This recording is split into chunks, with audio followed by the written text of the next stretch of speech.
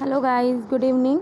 So guys, हम अपनी PT 365 economy की मैगजीन चल रही थी, तो चलिए इसमें अब थोड़ा सा ही रह गया, तो इसको कंप्लीट कर लेते हैं। चलिए स्टार्ट करते हैं। अभी का फर्स्ट टॉपिक रोड सेफ्टी। अभी क्या तो थर्ड ग्लोबल मिनिस्ट्रियल कॉन्फ्रेंस हुई है रोड सेफ्टी पे। कहाँ पे हुई है?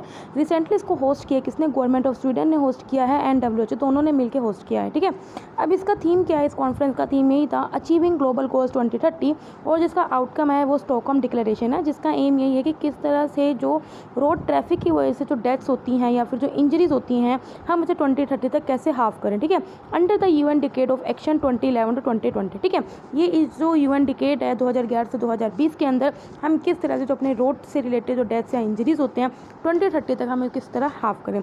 ऑब्जेक्टिव क्या है इस कॉन्फ्रेंस का? To bring road safety on the global agenda, कि रोड सेफ्टी को हमें एक ग्लोबल एजेंडा बनाना है and renew the world community commitment to safer road, ताकि हम सेफर रोड्स क्या बना सकें। ठीक है, जो स्टॉकहोम डिक्लेरेशन है वो जो आउटकम आया इसका स्टॉकहोम डिक्लेरेशन का, वो बिल्ट है किस पे? मॉस्को डिक्लेरेशन जो कि 2009 में आया था, और ब्राज़ीलिया डिक्लेरेशन 2015 का, and prior UN general assembly and world health assembly resolution. India ने जो ब्राज़ीलिया डिक्लेरेशन को साइन किया था 2015 में, which committed the world community to reducing the number of deaths in road accident, जिसमें इंडिया ने commit किया था कि हाँ, मैं भी जो मेरी रोड एक्सीडेंट से रिलेटेड जो डेथ्स होते हैं उन्हें भी मैं क्या करूँगा? रिड्यूस करूँगा।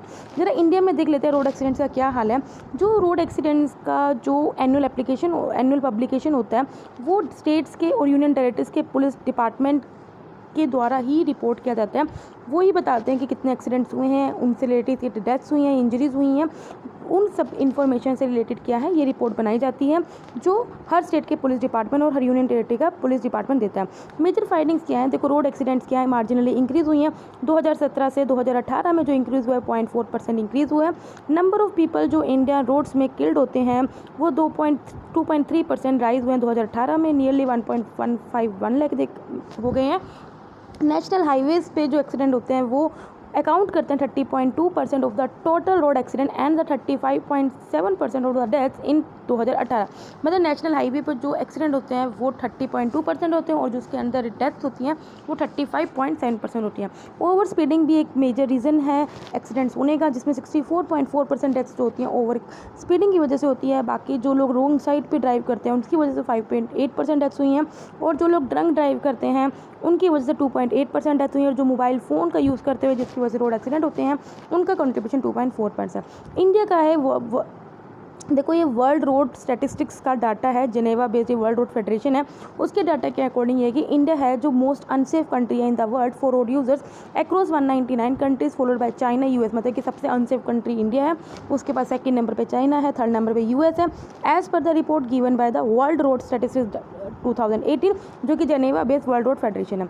आगे बढ़ते हैं, third high level global conference on road safety achieving global goals 2030। अभी क्या है, ये जो कॉन्फ्रेंस हुई है ये, ठीक है, ये कॉन्फ्रेंस कहाँ पे हुई है देख लेते हैं। ये स्टॉकहोम में हुई है।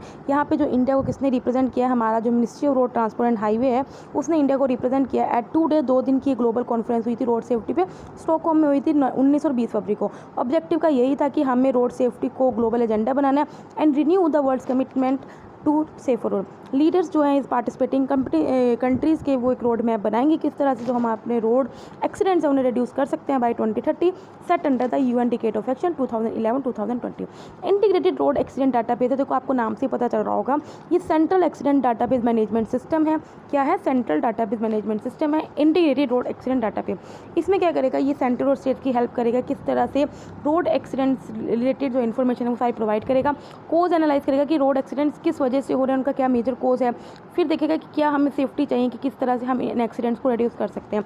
जो ये IRAD है, ये एक तरह का हमें web based ID solution provide करेगा। इसमें क्या, ये वेरियस एजेंसीज को क्या करेगा? सोल्यूशन प्रोवाइड करेगा, जैसे पुलिस को, PWD, NHAI की किस तरह से जो रोड एक्सीडेंट के रिलेटेड जो डिटेल्स है सब बताएगा डिफरेंट पर्सपेक्टिव से, कि हाँ यार रोड ख़राब की वजह से भी एक्सीडेंट्स होते हैं, या फिर लोगों की खुद की क्या है, तो वो सारी चीज़ें क्या आएगा वो प्रोवाइड करेगा इन एजेंसीज़ को, जैसे पुलिस को हो गई, पब्लिक वर्क डिपार्टमेंट को हो गया, national highway authority of India को हो गया।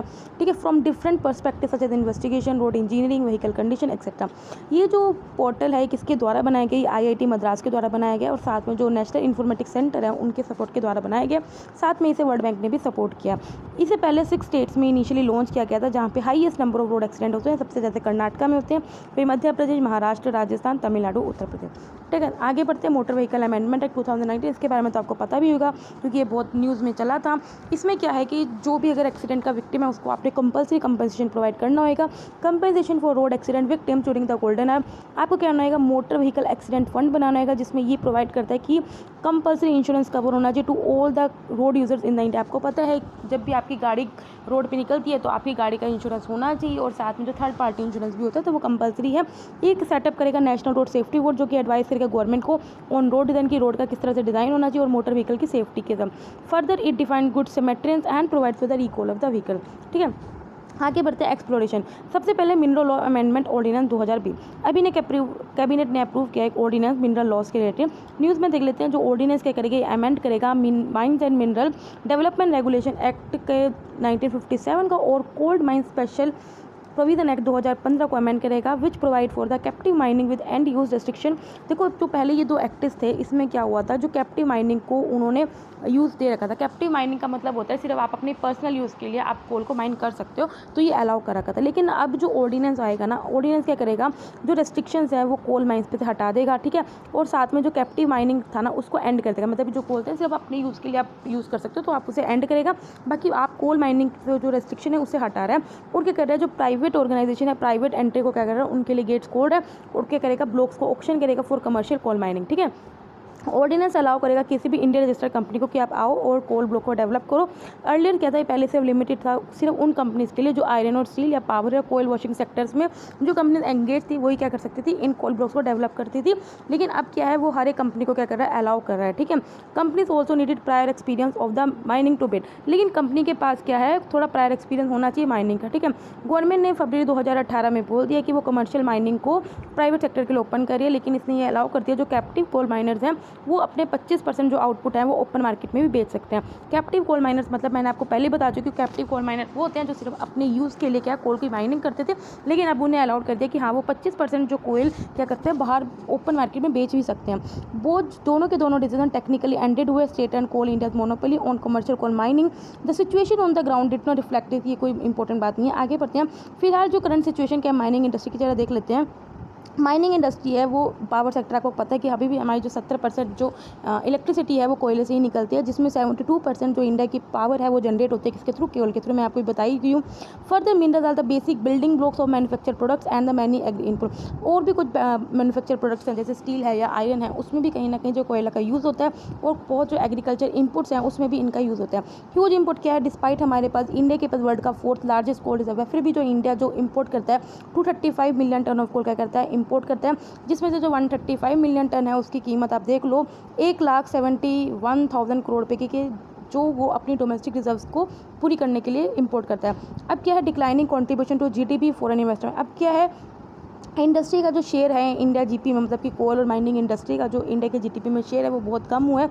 जो 2011-12 में 3% था, अब वो घट के 2018-19 में सिर्फ 2.6% रह चुका है। और भी जो इस सेक्टर में जो एफडीआई इनफ्लो है वो बहुत डिक्लाइन हुआ है। ठीक है, 2014 में जो 2.1% एफडीआई का इनफ्लो था वो 2018 में सिर्फ 0.5% रह गया। तो आप देख सकते हो कि जीडीपी में किस तरह से इस सेक्टर का कॉन्ट्रीब्यूशन कितना घटा है और किस तरह से जो एफडीआई है वो भी सेक्टर में बहुत घटा है। अब क्या है, underdeveloped relative to its enormous potential. क्या, रिड्यूस डिमांड है for power from conventional sources, decrease growth in cement iron and steel sector, approval, क्योंकि अप्रूवल लेने में बहुत ज़्यादा दिक्कत होती है। Extraction of minerals will be limited thereby resulting in the stagnation of development of mine. ठीक है, अब इलीगल माइनिंग क्या है, देखो इलीगल माइनिंग क्या डेफिन करते हैं। देखो जो कॉन्फेडरेशन ऑफ इंडियन इंडस्ट्री है उसकी रिपोर्ट के अनुसार क्या है, इलीगल माइनिंग की डेफिनेशन पे अभी भी क्लैरिटी नहीं है, क्योंकि एज वेल एज जो डिलेज होते हैं एनवायरनमेंट क्लियरेंस लेने में या फॉरेंस क्लियरेंस लेने में, उसमें बहुत ज़्यादा डिलेंस होते हैं, जिस वजह से क्या है जो इस सेक्टर के डेवलपमेंट में बहुत बड़ा क्या है एक रोड़ा है। ठीक है, तो मेजर इम्पीटमेंट है in the development of this sector. एक बार दोबारा पढ़ लेते हैं।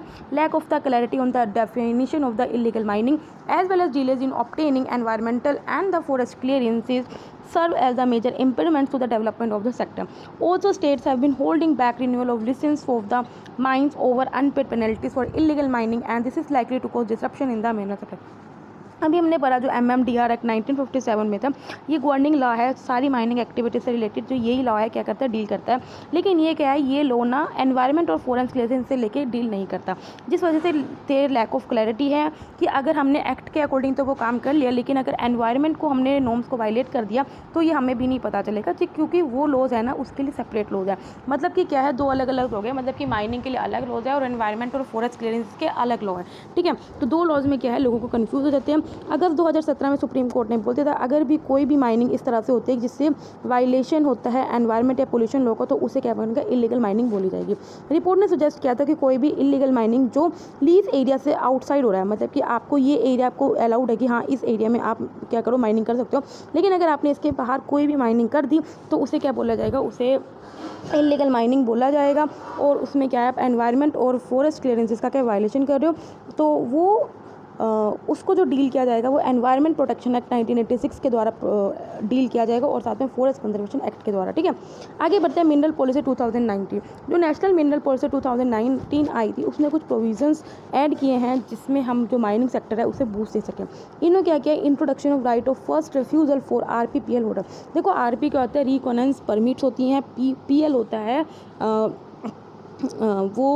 एक सेकेंड, हाँ अभी क्या है, PL होता है प्रोस्पेक्टिंग लाइसेंस होल्डर। देखो क्या होता है, पहले क्या होता है, जो माइनिंग के लिए क्या होता है, जैसे आपको लाइसेंस लेना होता है, ठीक है, प्रोस्पेक्टिंग लाइसेंस उनके लिए होता है अगर आपको mining with in the less than 5 hectare areas में अगर आपको माइनिंग करनी है तो आपको प्रोस्पेक्टिंग लाइसेंस लेना होता है। ठीक है, इसकी तरह एक और लाइसेंस होता है, ये होता है माइनिंग लीसिंग। माइनिंग लीसिंग क्या होता है, इसको लार्ज स्केल में अगर आपको माइनिंग करनी है तो आपको ये लाइसेंस लेना होता है। ठीक है, तो क्या करते हैं, जो पहले जो आपको प्रायोरिटी देते हैं देने के लिए, पहले RP और जो PL होल्डर्स होते हैं उनको पहले क्या देते थे, ज़्यादा प्रायोरिटी देते हैं। लेकिन इस मिनरल पॉलिसी के आने के बाद उन्होंने बोल दिया कि जो पहले हम प्रायोरिटी देते थे RPPL होल्डर्स को वो अब हम मना कर सकते हैं। Introduction of right of first refusal for RPPL holder, इन्होंने क्या प्राइवेट सेक्टर को एनकरेज किया ताकि हम ज़्यादा माइनिंग कर सकें। Auctioning in the virgin areas for composite RP cum PL cum ML on revenue share basis, हमने क्या किया, एनकरेजमेंट किया मर्जर और acquisition of mining entities and the transfer of mining lease and creation of dedicated mineral corridor to boost the private sector mining area. 2019 की जो policy है उसमें propose किया है कि कोई क्या करेंगे, जो माइनिंग एक्टिविटीज़ मतलब कि कैरी ऑन करती हैं उन्हें हम एक इंडस्ट्री का स्टेटस देंगे ताकि हम उस माइनिंग एक्टिविटीज़ को क्या कर सके, उसकी फाइनेंसिंग को बूस्ट कर सके प्राइवेट सेक्टर के लिए and for acquisition of mineral assets in other countries by the private sector. It also mention that the long term import export policy for mineral will help private sector in better planning and the stability in business. Policy में ये भी देखा है जो भी PSUs को, जो public sector enterprises हैं, उनको जो एरिया दे रखा है उनको वो चेक करेंगी, अगर वो अभी यूज़ में नहीं है तो उन एरियाज़ को ऑक्शन के लिए रखेंगी ताकि हम प्राइवेट सेक्टर को ज़्यादा अपॉर्चुनिटी दे सकें कि वो ज़्यादा क्या माइनिंग कर सकें। Policy also mention to make effects to harmonize taxes levies and royalty with world benchmarks to help private sector. अब आगे बढ़ते हैं कंपल्सरी रीग्रासिंग आफ्टर माइनिंग। अभी क्या सुप्रीम कोर्ट ने ऑर्डर दिया गवर्नमेंट को कि क्या है, जो भी अगर माइनिंग करते हैं तो उनके क्या है, एक कंपल्सरी रीग्रासिंग का प्रोविजन ऐड होना चाहिए to include regrassing of mined area as a mandatory condition. मतलब मैंडेटरी कंडीशन ऐड करनी चाहिए कि आपको रीग्रास करना है माइंड एरिया का in every mining lease environment clearance and mining term. इसमें ये देखा गया है जो मतलब गाय या भैंस होते हैं, जो भी हर्बीवोरस एनिमल होते हैं, वो कहीं ना कहीं क्या है अपने खाने के लिए सिर्फ घास पे ही डिपेंड होती हैं, और अगर ऐसे एक ग्रास क्या है माइनिंग के बाद क्या बिल्कुल उजड़ जाती है तो उन लोगों की जो लाइफ है वो कहीं ना कहीं क्या होता है, डेंजर में आ जाता है। It is observe that the mining results in a complete elimination of a grass in the area which results in the denial of fodder to herbivorous. ठीक है, आगे बढ़ते हैं कमर्शियल कोल माइनिंग। इंडिया क्या करेगा, अब जो अपने कोल माइंस हैं उनको ऑफर करेगा प्राइवेट कंपनीज को भी only for commercial mining and the sale purpose, सिर्फ कमर्शियल माइनिंग के लिए और सेल पर्पज के लिए।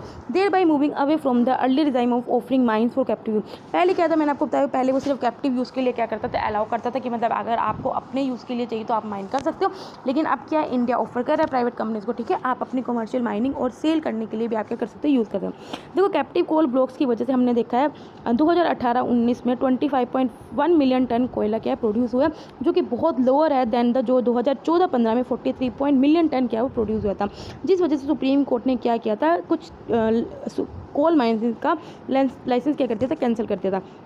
Captive mining could not achieve desired result. Captive mining ने उतने अच्छे मतलब रिजल्ट्स नहीं अचीव किए जो कि पहले सोचा हुआ था कि हाँ यार पावर प्रोड्यूस करने के लिए हमें पावर अच्छे से प्रोड्यूस करेंगे या स्टील मेकर करेंगे या फिर अदर जो एक्सपर्टाइज अलग अलग एक्सपर्टाइज है उस हिसाब से प्रोडक्ट्स आएंगे, लेकिन ऐसा कुछ हुआ नहीं। ठीक है, इस वजह से जो इकोनॉमी है वो भी कहीं ना कहीं इफेक्ट हुई है। नाउ क्या गया, कोल मिनिस्ट्री ने क्या किया है, वो कोल ब्लॉक्स को ऑक्शन करेगी for commercial mining on a revenue sharing basis. मतलब कि क्या करेगी, वो कमर्शियल माइनिंग के लिए कोल ब्लॉक्स को क्या करेगी, ऑक्शन करेगी। ठीक है, ऑक्शन क्या है, मतलब कि वो बोल दे कि ठीक है जिसको चाहिए आओ पैसा लगाएंगे तो और आपको कोल ब्लॉक मिल जाएंगे। रेवेन्यू शेयरिंग बेसिस, उस पर जो रेवेन्यू होगा उसको वो शेयर करेंगी। And proposes to announce incentive for faster production, और कुछ इंसेंटिव भी प्रोवाइड करेगी ताकि जल्दी प्रोडक्शन हो। To incentivize bidders to begin early the government proposes to offer up to 20% reduction in its revenue share. अब क्या है, गवर्नमेंट चाहती है कि जल्दी से जल्दी आएँ, तो इसलिए क्या कर रही है गवर्नमेंट उन्हें ये दे रही है कि अगर आप जल्दी से जल्दी आओगे तो आपको 20% रिडक्शन मिलेगा, 20% डिस्काउंट मिलेगा आपके रेवेन्यू शेयर में। देखो ये पहला ऑप्शन होगा outside the reverse bidding mode since the mass cancellation of the blocks by the supreme court, क्योंकि सुप्रीम कोर्ट ने 2014 में मास कैंसिलेशन किया था लाइसेंस का। जो रेवेन्यू शेयरिंग मॉडल होता है वो किसके रिकमेंडेशन पे हुआ था, जो हमारे फॉर्मर सेंट्रल विजिलेंस कमिश्नर आए थे प्रत्युषा सिन्हा, उन्होंने रिकमेंड किया था रेवेन्यू शेयरिंग मॉडल को। जरा देख लेते हैं रिवर्स सेक्शन में क्या होता है। देखो सपोज करो मुझे कोयला चाहिए, ठीक है, मैंने कहा मुझे चाहिए, तो क्या है जो भी बेचना चाहते हैं, सपोज करो ये मैं हूँ, एक मैं आपको बता देती हूँ अच्छे से। ठीक है, ये मैं हूँ, ठीक है, मुझे चाहिए कोयला। अब ये आगे ये बेचने वाले आगे कि हाँ यार मैं बेचूंगा। अब जो मुझे लगेगा यार जो सबसे मुझे कम रेट दे रहा है तो मैं उससे ले लूँगी। सपोज करो इसने मुझे कम रेट दिया तो मैं इससे ले लूँगी। ठीक है, तो यही होता है रेवेन्यू ऑक्शन में। क्या होता है, buyer puts up the request, buyer request करता है कि मुझे ये गुड्स और सर्विस रिक्वायर्ड है। सेलर फिर क्या करता है, अपना अमाउंट शो करता है कि हाँ मैं आपको इतने अमाउंट में देने के लिए रेडी हूँ। Willing to be paid for the good or service at the end of the auction the seller with the lowest amount, वही जो सेलर सबसे लोएस्ट अमाउंट में देगा वो जीत जाएगा। तो यही होता है रिवर्स ऑक्शन में। ठीक है, कोल सेक्टर का जो सिचुएशन देख लेते हैं इंडिया में क्या है। इंडिया थर्ड लार्जेस्ट प्रोड्यूसर है कोयल का वर्ल्ड में, लेकिन ऑल्सो थर्ड बिगेस्ट इंपोर्टर भी है। कोयल अकाउंट करता है 70% कंट्री पावर जनरेशन में। आपको पता है अभी भी हमारी जो पावर जनरेशन है वो कोयले से होते हैं 70%। And the move for the energy security through assured coal supply is needed to ensure this. Coal mining को हमने नेशनलाइज किया था 1973 में, by coal mine nationalizing act 1973। फिर जो फॉलोइंग जो नेशनलाइजेशन हुआ सिर्फ एक state owned coal India limited थी जिसको अलाउड था कि वो कोयल को बेच सकती है। ठीक है, अभी भी जो प्राइवेट सेक्टर फर्म्स हैं वो सिर्फ अलाउ हुआ कि कोल अगर वो सिर्फ किस यूज़ के लिए माइन कर सकते हैं, सिर्फ अगर उनको सीमेंट बनाना, स्टील, पावर या एल्यूमिनियम प्लांट में उन्हें यूज़ चाहिए तो ही वे क्या कर सकते हैं, प्राइवेट सेक्टर कोल की माइनिंग कर सकते हैं। दैट इज़ बस सिर्फ कैप्टिव यूज़ के लिए। सो जो कोल इंडिया लिमिटेड थी वो सिर्फ लोन मतलब अकेली कमर्शियल माइनर है कंट्री में, और इसके बाद 84% ऑफ इंडिया कोल आउटपुट है। फर्दर क्या देखा गया, 1993 से 2014 के बीच में देखा गया 204 जो कोल माइंस ब्लॉक्स हैं उन्हें एलोकेट किया गया डिफरेंट गवर्नमेंट और डिफरेंट प्राइवेट कंपनीज को under the provision of coal mining nationalization act 1973। लेकिन इसके बाद देखा गया इस एलोकेशन की वजह से काफ़ी करप्शन हुआ। ठीक है, इसलिए जब कैग की रिपोर्ट आई थी उसने देखा कि 1.8 लाख करोड़ का कहीं ना कहीं खबड़ा है। तो सुप्रीम कोर्ट ने क्या किया था, जो ये एलोकेशन की थी 204 कोल माइन की उनको क्या करती थी, कैंसिल कर दी थी। फिर उसके बाद क्या किया, provision I coal mining special provision act 2015 का, जिसमें उन्होंने क्या किया, कोल माइन के एलोकेट किया by the way of auction and allotment for the sale of coal. ठीक है, कि आपको ऑक्शन होएगा, अलॉटमेंट होगी तो आप क्या कर सकते हो, कोल की माइनिंग कर सकते हो। उससे पहले जो coal mining special provision act जो 2015 में ये जो एक्ट आया, उससे पहले क्या होता था, जिसको भी आपको चाहिए क्या उसको मतलब सपोज करो आपको क्या आपको माइनिंग करनी है तो आपको बस किया है कि आपको कोल ब्लॉक के लिए अप्लाई करना होगा। फिर आपको क्या दे देंगे, फिर आपको राइट दे दिए जाएंगे कि हाँ आप मतलब कि पूरी आपकी इन्वेस्टिगेशन करके फिर आपको राइट दे दिया जाएगा कि हाँ आप माइनिंग कर सकते हो। लेकिन उसके बाद जब ये एक्ट आ गया 2015 का, तो जो आपको कोल माइनिंग एलोकेट होते थे वो आपको ऑक्शन के थ्रू होते हैं या फिर अलॉटमेंट के थ्रू होते हैं। ठीक है, पहले आपको क्या करना होता था, सिर्फ कोल ब्लॉक के लिए अप्लाई करना होता था। फर्दर क्या, उसके बाद गवर्नमेंट ने 100% FDI अलाउड कर दिया under the automatic route in gold mining and associated infrastructure, ताकि हम ज़्यादा से ज़्यादा इंटरनेशनल प्लेयर्स को अट्रैक्ट कर सके और जो हमारी कोल मार्केट है उसे कॉम्पिटिटिव बना सके, एफिशिएंट बना सकते हैं। प्रेजेंटली क्या 100% FDI अलाउड है ऑटोमेटिक रूट के through in coal and the lignite mining for captive consumption in power projects, iron and steel and cement. Captive consumption मतलब कि अगर आपने अपने यूज़ के लिए मतलब अगर आपने पावर प्रोजेक्ट्स बनाने हैं या आयरन एंड स्टील बनाना है या सीमेंट बनाना है तो आप क्या है कैप्टिव कोल माइनिंग कर सकते हो। लेकिन अब क्या है, अलाउड कर दिया sale of coal and mining including associated processing infrastructure such as coal washery, crushing, coal handling, मतलब इन सब तक एक्सपेंड कर दिया। अब जरा गाइस ये इंपॉर्टेंट न्यूज़ है अगली, प्रकाश पोर्टल क्या है। यूनियन गवर्नमेंट ने अभी लॉन्च किया है Prakash portal. That is full form देख लेते हो, पावर रेल कोयला अवेलेबिलिटी थ्रू सप्लाई हन। इसका पोर्टल का एम क्या है कि ताकि हम बेटर कोऑर्डिनेशन ला सके ऑफ डिफरेंट मिनिस्ट्रीज, मतलब कि जो कोल सप्लाई में रिलेटेड हैं जो मिनिस्ट्रीज, उनके अंदर बेटर कोऑर्डिनेशन ला सके, जैसे ministry of power, ministry of coal, coal, India railway and power utility. ये जो पोर्टल है किसके द्वारा डेवलप किया गया? एनटीपीसी के द्वारा। साथ में जो डिफरेंट स्टेक होल्डर्स हैं उन्होंने भी अपना कॉन्ट्रीब्यूटर दिया, जैसे central electricity authority, centre for railway information system और कोयल कंपनी। ये पोर्टल क्या डिज़ाइन इसलिए किया है ताकि जो भी हमें कोयल की सप्लाई चेन है डिफरेंट पावर प्लांट्स को, उसे हम मॉनिटर कर सके, उसको मैप कर सके। ठीक है, आई होप आपको समझ में आया हो। आगे चलते हैं। Government approves VGF for the north east gas grid project. Viability gap funding है। देखो ये ट्रिपल P का मोड होता है, पब्लिक प्राइवेट पार्टनरशिप पे क्या बनाएंगे हम? नॉर्थ ईस्ट गैस की ग्रिड प्रोजेक्ट बनाएंगे। अभी जो कैबिनेट कमेटी इकोनॉमिक अफेयर्स ने उसने अप्रूव किया है viability gap funding of 60% of estimated cost for project to build 1656 kilometre north east gas grid project. मतलब कि देखो कुछ नहीं है इसमें, देखो मैं आपको सिंपल बताती हूँ उसकी शुरू में क्या है, रिपोर्ट क्या है इसमें। देखो एक पाइपलाइन बनाई जाएगी, ठीक है। इसमें क्या है, इसके थ्रू आपको नेचुरल गैस सप्लाई की जाएगी। जो नॉर्थ ईस्ट की मेन 8 स्टेट्स हैं उनको क्या करी जाएगी? नेचुरल गैस सप्लाई की जाएगी, डोमेस्टिक पर्पज़ के लिए, इंडस्ट्रियल पर्पज़ के लिए या कॉमर्शियल पर्पज़ के लिए, ठीक है। तो अब ये जो पाइपलाइन कितने किलोमीटर की है? 1656 किलोमीटर की है। तो इसे क्या बनाई जाएगी? ट्रिपल P मोड में बनाई जाएगी, वायबिलिटी गैप फंडिंग में बनाई जाएगी, जिसमें जो 60% जो कॉस्ट है वो कौन करेगा? गवर्नमेंट आपको फंड करेगी, ठीक है। तो यही बात है। कैबिनेट कमेटी जो इकोनॉमिक अफेयर्स ने उसने अप्रूव किया है viability gap funding of 60% of estimated cost for project to build 1656 kilometre north east gas grid project. इसका एम क्या है कि हम फाइनेंशियल सपोर्ट देंगे। VGF को मैं ऑलरेडी बता चुकी, फाइनेंशियल सपोर्ट देते हैं, वन टाइम देते हैं फाइनेंशियल पे, ताकि आप इंफ्रास्ट्रक्चर प्रोजेक्ट को क्या कर सको? कैरी ऑन कर सको through the triple P mode, that is the public private partnership with a view to make them commercially viable. जो north east gas grid project है ये कौन इंप्लीमेंट कर रहा है? Indradhanush gas grid limited implement करी है, जो कि ज्वाइंट वेंचर कंपनी है 5 सेंट्रल पब्लिक सेक्टर एंटरप्राइजेस की। कौन कौन सी? गेल, IOCL, ONGC, ऑयल और NRL। इसमें क्या मैंने आपको ऑलरेडी बता चुकी हूँ, 8 स्टेट को कवर करेगी, जो कि नॉर्थ ईस्ट की रीजन की जो मेन 8 स्टेट है, ठीक है। इससे क्या होगी, जो नेचुरल गैस की अवेलेबिलिटी नॉर्थ ईस्ट में वो बनी रहेगी और एंश्योर करेंगे अनइंटरप्टेड सप्लाई, उनको कंटिन्यू सप्लाई मिलेगी नेचुरल गैस के लिए, अगर उनको इंडस्ट्रियल यूज़ करना है तो भी, डोमेस्टिक कंज्यूमर्स के लिए और जो ट्रांसपोर्ट पर्पसेस के लिए, ताकि वहाँ पे जो क्लीन फ्यूल इकोनॉमी को हम एस्टेब्लिश कर सकें। जो north east gas grid project है ये गवर्नमेंट का larger national gas grid project का एक पार्ट है, जिसका एम यही है कि जो रीजनल इम्बैलेंस है विद इन द कंट्री उसे हम हटा सकें और हम क्या कर सकें, जो नेचुरल गैस का जो असेस है वो, जो क्लीन एंड फ्यूल है उसे हम थ्रू आउट द कंट्री क्या कर सकें? प्रोवाइड करा सकें। ये किसका पार्ट है? Hydrocarbon vision 2030 for north east India, ठीक है, which outline steps to leverage the hydrocarbon sector for social and economic development of north east region, ठीक है। तो आपको समझ में आई गया होगा क्या है। आगे बढ़ते हैं। City gas distribution network. देखो इसमें भी है कि देखो नाम से ही पता चल रहा है आपको गैस को डिस्ट्रीब्यूट करना है, और गैस को डिस्ट्रीब्यूट कैसे करोगे? वही पाइपलाइंस के थ्रू। तो इसमें भी यही है। जो सिटी गैस डिस्ट्रीब्यूशन नेटवर्क है ये भी इंटरकनेक्टेड नेटवर्क पाइपलाइंस का, जिसमें हम क्या करेंगे? नेचुरल गैस को सप्लाई करेंगे डोमेस्टिक, इंडस्ट्रियल और कमर्शियल प्रेमिसेस के लिए, जैसे CNG स्टेशन पे या स्पेसिफिक जोग्राफिकल एरियाज में। ये इंडिया का देखो अटेम्प्ट है ताकि जो कार्बन फुटप्रिंट्स है, मतलब जो ग्रीन हाउस गैस एमिशंस हैं, उन्हें हम क्या कर सके? कट कर सके। जो भी हमने 6% कम करी है, हम चाहते हैं 2023 तक हम उसको 15% क्या कर सके? कम कर सके कार्बन हाउस गैस एमिशन को। जो ये ड्राफ्ट पॉलिसीज हैं, जो गाइडलाइंस हैं, उसमें स्टैंडर्डाइज चार्जेस बता रखे हैं, टाइम बाउंड परमिशन बता रखी हैं कि किस तरह से आप जो CGD नेटवर्क है उसमें सेटअप कर सकते हो, और जो अपने पब्लिक ट्रांसपोर्ट फ्यूल्स हैं उसे किस तरह से CNG में कन्वर्ट कर सकते हो, किस तरह से आप ग्रीन कॉरिडोर्स क्रिएट कर सकते हो for intercity traffic and the fiscal incentive for gas driven mobility. अब क्या जो अंडर, ये किसके अंडर है मैं आपको बता दूं, petroleum and natural gas regulatory board act 2006 के अंडर जो PNGRB ने ग्रांट किया हुआ है authorization to the entities for developing a city gas distribution network in a specified geographical area of the country. जो सिटी गैस डिस्ट्रीब्यूशन नेटवर्क है इसके 4 segments हैं। देखो एक तो कंप्रेस्ड नेचुरल गैस है जो मेनली ऑटो फ्यूल, मतलब कि जो मेनली व्हीकल्स में यूज़ होती है। एक पाइप नेचुरल गैस है जो मेनली डोमेस्टिकली यूज़ होती है, कमर्शियली और इंडस्ट्रियल सेगमेंट्स में भी यूज़ होती है, ठीक है। सक्षम क्या है? देखो ये एनुअल 1 मंथ लोग people centering fuel conservation mega campaign है। मतलब इसमें ये है कि लोगों को अवेयर किया जाएगा किस तरह से आप फ्यूल कंजर्व करोगे। किसका है ये? Of petroleum conservation research association के द्वारा ये 1 मंथ का कैंपेन है, हर साल चलाया जाता है, ठीक है। इसमें यही बताते हैं कि किस तरह से फ्यूल कंजर्व करो, ठीक है। और किसका है ये? पेट्रोलियम कंजर्वेशन रिसर्च एसोसिएशन का। जो पेट्रोलियम कंजर्वेशन रिसर्च एसोसिएशन है ये रजिस्टर्ड सोसाइटी है, किसके under? Ministry of petroleum natural gas के अंडर। ये गाइस इंपॉर्टेंट हो जाती है। ये नॉन प्रॉफिट ऑर्गेनाइजेशन है, ये नेशनल गवर्नमेंट एजेंसी है जो एंगेज्ड है किसमें कि किस तरह से वो एनर्जी एफिशिएंसी को प्रमोट कर सके in various sector of economy. आगे बढ़ते हैं मिथेनॉल इकोनॉमी। मिथेनॉल इकोनॉमी की देखो अभी क्या है, recently the need for methanol economy was taken up in Indo US। India और US के बीच में कुछ बातें हुई होंगी, उसमें मिथेनॉल इकोनॉमी से रिलेटेड कुछ बातें हुई, जरा देख लेते हैं। देखो मिथेनॉल होता है क्या, देखो मिथेनॉल कुछ नहीं होता, CH3OH होता है, ठीक है। अगर आपने केमिस्ट्री पढ़ी होगी तो आपको पता होगा, अगर आप साइंस फील्ड के होंगे, ठीक है। कोई नहीं भी पता तो कोई बड़ी बात नहीं है। मिथेनॉल को वुड अल्कोहल भी बोलते हैं। ये कलरलेस होता है, ये नेचुरली भी ऑब्टेन कर सकते हैं और आर्टिफिशियली भी ऑब्टेन कर सकते हैं।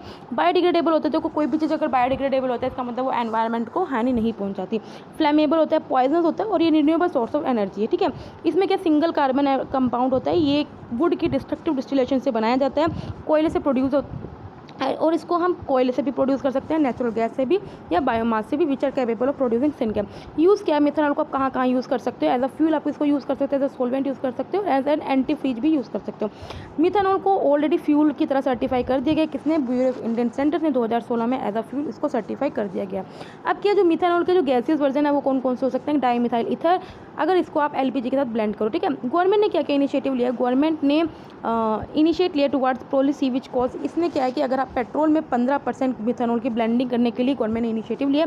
जो कोल इंडिया लिमिटेड है उसने भी बोला कि वो भी एक मिथेनॉल रिलेटेड प्लांट है, कोल बेस्ड मिथेनॉल प्लांट को सेटअप करेगी वेस्ट बंगाल में। इंडिया ने भी सक्सेसफुली एक 2 व्हीलर इंजन को क्या किया है, बनाया है, जो एग्रीकल्चर इक्विपमेंट की तरह बनाया है, जो क्या करेगा, in process of converting many जो इंटरनल कंबंशन इंजन है उनको मिथेनॉल में कन्वर्ट करेगा, including railway and marine.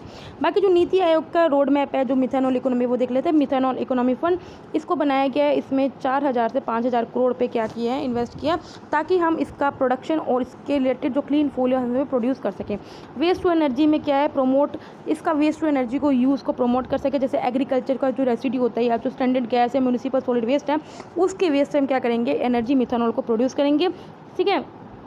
For methane as can give almost 40%, इससे हम 40% मिथेनॉल प्रोड्यूस कर सकते हैं और ये एक तरह का स्वच्छ भारत मिशन में भी हमारा क्या पड़ेगा, एक हिस्सा बन सकता है।